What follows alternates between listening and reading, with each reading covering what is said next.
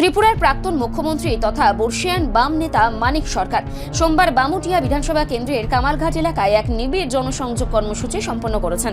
মূলত দলের পুরনো এবং প্রবীণ নেতাকর্মীদের মনোবল চাঙ্গা করতে তার এই ঝটিকা সফর। সোমবার ৩ নম্বর বামুটিয়া বিধানসভা কেন্দ্রের অন্তর্গত জামিলঘাট ও কামালঘাট লোকাল এলাকায় বাড়ি বাড়ি গিয়ে কর্মীদের খোঁজখবর নেন তিনি। তার এই আকস্মিক উপস্থিতিতে দীর্ঘদিনের কর্মীরা আবেগপ্রবণ হয়ে পড়ে। অসুস্থ ও প্রবীণ কর্মীদের শারীরিক অবস্থার খোঁজ নেওয়ার পাশাপাশি তাদের দীর্ঘ লড়াইয়ের অভিজ্ঞতাও শোনেন তিনি।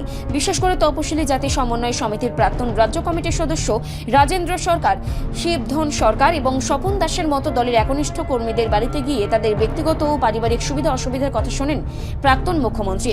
দীর্ঘদিনের নেতাকে পাশে পেয়ে অনেক কর্মী মানসিকভাবে চাঙ্গা বোধ করছেন বলে জানান। সফরের এক পর্যায়ে মানিক সরকার সংবাদ মাধ্যমের মুখোমুখি হয়ে দলের বর্তমান পরিস্থিতি ও ভবিষ্যৎ কর্মপরিকল্পনা নিয়ে বিস্তারিত আলোচনা করেন। তিনি স্পষ্ট জানান যে দলের দুর্দিনের কাণ্ডারীদের ব্রাত না রেখে তাদের অভিজ্ঞতা ও পরামর্শ নিয়ে এগিয়ে চলাই বর্তমান সময়ের প্রধান দাবি। পাশাপাশি শাসক দল বিজেপির বিরুদ্ধে ক্ষোভ উগরে দিয়ে তিনি অভিযোগ করেন যে রাজ্যের বহু এলাকায় সিপিআইএমের পার্টি অফিসগুলো জোরপূর্বক বন্ধ করে রাখা হয়েছে। এই অফিসগুলো পুনরায় চালু করার জন্য আইনি ও সাংগঠনিক কি পদক্ষেপ নেওয়া প্রয়োজন সে বিষয়ে স্থানীয় নেতৃত্বকে প্রয়োজনীয় দিক নির্দেশনা ও পরামর্শ দেন তিনি। মানিক সরকারের এই সফর কেবল সৌজন্য সাক্ষাৎ নয়, বরং ত্রিপুরার বর্তমান রাজনৈতিক পরিস্থিতি তৃণমূল স্তরে বামেদের সাংগঠনিক শক্তি পুনরুদ্ধারের একটি বড় পদক্ষেপ হিসেবেই দেখা হচ্ছে। বন্ধ পার্টি অফিস খোলা এবং প্রবীণদের সম্মান প্রদর্শনের মাধ্যমে তিনি মূলত দলের সংহতি ও লড়াইয়ের মানসিকতা বজায় রাখার বার্তা দিয়েছেন।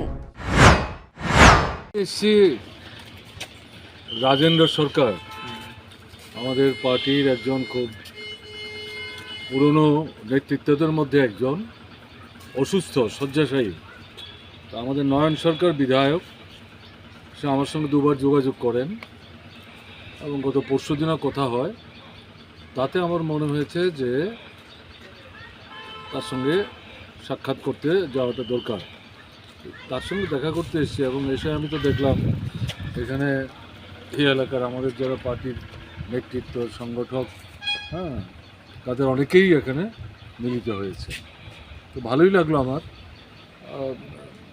ওনার শারীরিক অবস্থা তুলনামূলকভাবে ভালো, কিন্তু বয়স হয়েছে তো, ফলে মানে আশাটা ভালোই হলো। ওরা একটু মনের দিক থেকে উৎসাহিত বোধ করছে। এই কারণে আমার এখানে আসার পর এখন যারা আসলেন তারা এলাকার নানা সমস্যার কথা বললেন, এগুলো শুনলাম, কিছু কথাবার্তা হলো, কিছু পরামর্শ তাদেরকে আমরা দিলাম। এই তো স্যার, এই বামুটিয়া বিধানসভা এলাকার মধ্যে আপনাদের বিভিন্ন এলাকায় পার্টি অফিসগুলো বন্ধ আছে, সেগুলো খোলার বা পুনরায় চালু করার কোনো পরামর্শ দিয়েছেন কি? পরামর্শ তো আছেই, যেমন আমাদের এখানকার যে পার্টি অফিস জায়গা তো আমাদের কেনা, তার পাশেও জায়গা আছে, ভাঙচুর করেছে, আলমারি থেকে সমস্ত কাগজপত্র নিয়ে গেছে, এগুলো আমাদের আবার পুনরায় সংগ্রহ করতে হবে। অফিস তো চিরদিন বন্ধ রাখতে পারবে না, আর অফিস বন্ধ রেখে তো পার্টির কাজ বন্ধ রাখা যায় না। কেমন, এটা দুর্বলতা, বিজেপি দলের এটা দুর্বলতা, এটা শক্তির লক্ষণ না। আমরা তো দীর্ঘদিন যাবৎ পার্টি করছি, আমি তো মার্ক্সবাদী কমিউনিস্ট পার্টির সঙ্গে আছি প্রায় 56 থেকে 57 বছর যাবে। আমরা তো কোনো দিন অন্য দলের অফিস আক্রমণ করিনি, ভাঙচুর করিনি, লুটপাট করিনি, কারণ এটা আমাদের নীতির মধ্যে পড়ে। তারা তাদের কাজ করবে, আমরা আমাদের কাজ করব। কিন্তু এটা আমরা দেখেছি কংগ্রেস যে শাসন, কংগ্রেস যুবশক্তির শাসনেও এইভাবে আমাদের অফিস আক্রান্ত হয়েছে। এখন বিজেপি এটা করছে, এটা করে বিজেপির শক্তি বাড়ছে না, এটা দুর্বলতা, ভীতি, কেমন না, এটা করে পার্টিকে তো আটকে রাখতে পারে। ধন্যবাদ স্যার। রিপোর্ট সংবাদ প্রতীক্ষা।